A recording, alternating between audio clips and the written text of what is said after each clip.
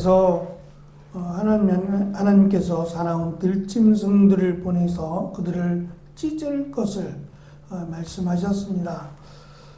물론 지금 정말로 그들에게 들짐승들을 보내서 그들을 찢어 죽이셨느냐?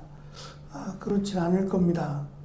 다만 이 들짐승들을 보내서 찢어 죽이겠다라고 하는 것이 경고였고, 우리가 앞에 살펴본 레위기 26장에 4번에 걸쳐서 청종이라고 하는 단어로 하나님 말씀을 듣고 순종하지 않으면 거기에 따른 하나님이 심판을 주시겠다는 4번의 반복이 있다 그랬습니다. 그 4번 가운데 하나가 들짐승들을 보내서 너희의 자녀를 너희를 움켜버리겠다고 하는 경고의 말씀이 있었어요. 사실 이 말씀은 광야에서나 있을 법한 이야기입니다. 그들이 살아가던 적과 꿀이 흐르는 땅에 들짐승들이 얼마나 있겠어요. 그들이 포로로 끌려가게 되면서 또는 그들이 광야 생활을 하게 되면서 겪게 될, 다시 말하면 하나님을 떠난 뒤에, 하나님을 대적한 뒤에 일어날 하나님의 경고와 심판의 말씀인데, 그것을 인용해서 다시금 하나님이 너희들을 심판하시겠다고 하는 비유적인 말씀을 다시 경고로 주셨습니다.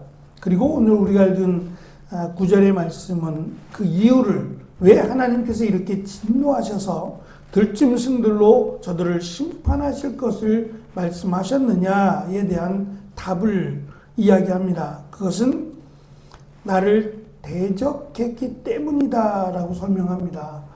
보통 대적이라는 것은 하나님을 일방적으로 공격하거나 하나님의 말씀을 불순종할 때 쓰는 단어입니다. 대적이라고 할 때는 정말 적과 같은 그런 행위를 할 때 쓰여지죠. 근데 9절의 말씀을 보면 내가 너를 도와주는 것, 내가 너를 도와주는 것을 인정하지 않거나 도와주는 것을 기뻐하지 않을 때, 지금 이 단어가 사용된다는 점이에요. 하나님이 우리를 지키시고 보호하시고 인도하심을 깨닫지 못한다면 그것 또한 대적으로 보신다라는 점을 기억해야 돼요. 우리가 마치 무언가를 하고 내가 마치 대단한 것처럼 착각하며 살아가는 경향이 있어요. 그것을 교만이라고 부르는데, 이 교만이라고 하는 단어가 하나님이 없다예요. 어제 우리가 이번 주일에 이제 공동의회를 하고 그 서류를 노예 사무실에 갖다 주어야 했습니다. 대한예수교 장로회 총회 건물이 삼성역에 있어요.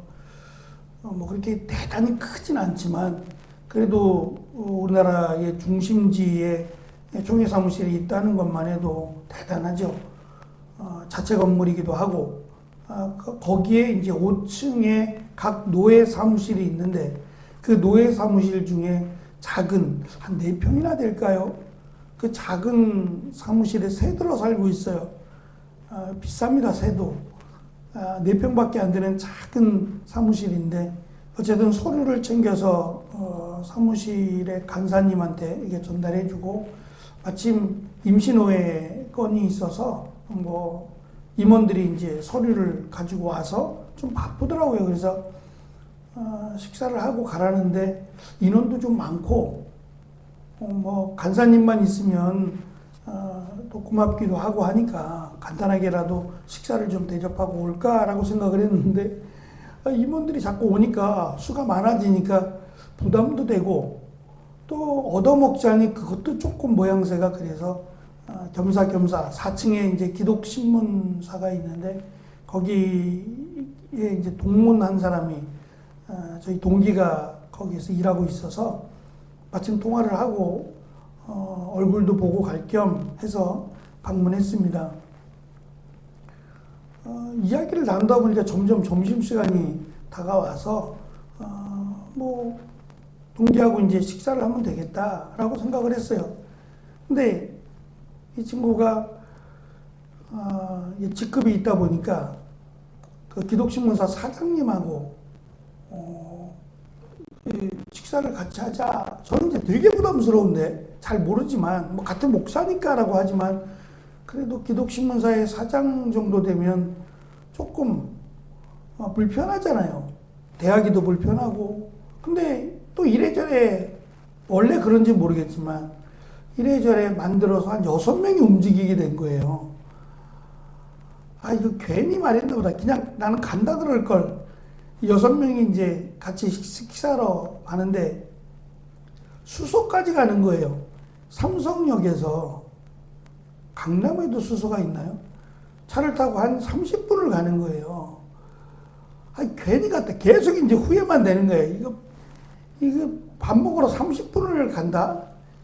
이것도 마음에 안 드는데 또 밥 먹고 또 모양새를 보니까 들어가서 또 한참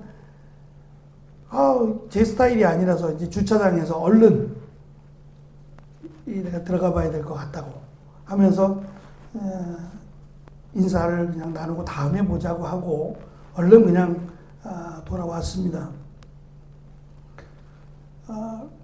제가 이제 뭐 신문사 사장님이나 거기 이제 함께 참석했던 이사분인 것 같은데 어르신이에요. 저는 이름을 모르겠더라고요. 이름만 대면 알 수 있다는데 이름을 댔는데 모르겠어요. 그러니까 누구나 다 아는 건 아닌 것 같고 나름 교단에서는 좀 유명하신 목사님인 것 같아요. 나이가 70이 훌쩍 넘으셨는데 은퇴하시고 이제 그냥 이래저래 시간을 보내시는 것 같아요. 시간이 많이 남으니까 이제 신문사에도 방문해서 이야기도 나누시고 뭐 맛있는 거 드시러 맛있는 것도 아니에요. 근데 뭐 멀리도 가시고 그런 적 여유적 시간이 있죠. 저하고는 좀 다르니까. 근데 제가 무슨 생각을 했냐면 그분들의 대화가 뭐 그냥 농담식으로 하는 말이기도 하겠습니다만 뭐 마사지를 받으러 가자 뭐 하러 가자 하는 이야기들이 전부 그 먹고 노는데 다음 주에 필리핀을 가는 건지 뭐 거기 가서 어쩌고 저쩌고 이야기하는데 나도 그렇게 될까봐, 나도 그런 모양새가 될까봐 라고 하는 생각이 들었어요. 그래도 좀 달라야 되지 않을까라고 하는 생각이요. 아직 저도 뭐, 한 20년 뒤의 일이니까, 장담은 할 수 없지만, 그래도 내가 목사고, 은퇴해도 목사인데, 목사로서 살아야 될 삶이 조금 달라야 되지 않을까? 뭐 몸도 불편하고 또 건강을 생각하고 여러 가지 다른 점이 있긴 하겠지만 그래도 목사로서의 삶은 좀 있어야 되지 않을까라고 하는 생각이 들었어요. 조금 더 허리띠를 졸라매야 되지 않겠나라고 하는 생각도 들었고요. 지금 이스라엘 백성들이 지금 호세아서에서 강조하는 이렇게 하나님을 대적하고 하나님의 은혜에 대해서 감사하지 못하는 이유가 뭐냐면 풍요로워서 그래요. 먹고 살만 하니까 이 정도 되니까 라고 하는 점이 결국은 그들의 우상을 섬기게 되고 또 그들의 모양을 따라가고 있었어요. 그래서 오늘 말씀에 특별히 우리가 유의해서 볼 내용이 뭐냐면 11절에 보시면 이스라엘 백성들이 적과 꿀이 흐르는 땅에 도착했을 때에 왕을 달라고 했거든요. 하나님이 이스라엘의 왕이 되어 주셨음에도 그 하나님이 싫은 겁니다. 그래서 세상과 같은 다른 모양새, 그러니까 주변의 국가들처럼 우리에게도 지도자를 주시고 왕을 달라고 요청을 했어요. 근데 그것에 대해서 11절은 내가 진노 가운데 너에게 왕을 주었으나 이렇게 말씀하세요. 하나님이 흔쾌히 주신 것이 아니라 하나님이 그들의 요청, 그들의 요구가 못마땅하셨어요. 그래서 사무엘 선지자를 통해서 말씀하셨죠. 너희들에게 왕을 세워주면 이 왕이 너희들에게 유익이 되는 것이 아니라 너희와 너희의 후손들을 괴롭힐 것이다 라고 말씀했음에도 불구하고 마치 어린아이처럼 졸라대는 그 모습에 하나님이 주라고 하셨어요. 그 모습을 하나님이 노함으로 진노함으로 그들에게 왕을 주었으나 그들이 너희들을 어떻게 했느냐는 거예요. 너희들을 정말 쉴만한 물가로 너희들을 하나님께로 인도했느냐, 오히려 하나님을 대적하는 자리로 만들지 않았느냐. 이제 너희들이 멸망할 때가 되었는데 너희들을 도와줄 자가 누구냐. 내가 너희들을 여지껏 도왔고 너희들을 인도했고 보호해 주었는데 오히려 그것에 대해서 감사하기는커녕 그 도움과 그 은혜를 우상들에게 돌려버리고 그 우상들이 우리를 여기까지 도우고 먹였다라고 말하니 하나님 얼마나 분노하시겠느냐는 거예요. 그리고 그 일에 앞장섰던 왕과 지도자들이 지금 어디 있느냐? 내가 그들을 없애겠다고 말씀하시며 절대 너희들을 돕지 않을 것이다. 오히려 너희들을 이용한 것이다 라고 말씀합니다. 이 말씀 또한 지금 이스라엘 백성들 심판을 받아 멸망할 이스라엘 백성들이 아니라 이 말씀을 되새길 후손들에게 주신 말씀이에요. 다시는 너희의 왕을, 너희의 지도자들을 의지하지 마라. 그리고 하나님만을 의지하고 하나님만을 믿으라고 하는 말씀으로 우리는 보아야 합니다. 하나님께서 한때 이스라엘을 돕는 자였다라고 말씀하면서 그 돕는 것을 하나님이 기뻐하셨다라고 말씀합니다. 그런데 그것을 오히려 이스라엘 백성들은 기뻐한 것이 아니라 피하려고 했고 오히려 그 공로를 우상들에게 전달했다라고 말씀합니다. 호세아 곳곳에서 하나님을 떠나고 잊어버리고 불의를 행하며 열방에게 마음을 쏟으며 제사에만 몰두하는 왕과 지도자들의 모습이 자주 고발됩니다. 결국 이것은 멸망이라고 하는 두 글자를 기억나게 하는 것을 암시적으로 보여줍니다. 끝으로 히브리서 5장 11절에 이런 말씀이 있습니다. 멜기세덱에 대해서는 할 말이 많지만 여러분이 깨닫는 것이 둔하기 때문에 설명하기가 어렵습니다. 라고 기록합니다. 여기서 마음이 둔하다, 깨닫는 것이 둔하다 라고 할 때 이 둔하다 라고 하는 단어가 조금만 힘들어도 덤비기 싫어하고 하지 않으려고 하는 나태한 사람을 일컫는 단어였어요. 내 마음에 들지 않으면 쉽게 포기하고 조금만 힘들면 귀찮아하는 모습을 지금 상징하는 말입니다. 다시 말하면 하나님께서 이스라엘 백성들에게 고난 또는 시험을 주신 것은 그들이 귀찮아서가 아니라 그들이 하나님을 깨닫지 못하기 때문이에요. 반대로 말하자면 그러면 우리가 하나님의 은혜 안에 머물려면 하나님이 우리와 늘 함께 하시려면 우리가 늘 하나님을 고백할 수 있어야 돼요. 내 자리가, 내 마음이, 내 생각이 내가 늘 하나님과 함께 하지 않으면 둔해진다는 겁니다. 맞아도 맞는 건지 아픈 건지 모른다. 이건 정말 위험한 거 아니에요? 아파도 아플 줄 모른다면 이건 중환병에 걸린 겁니다.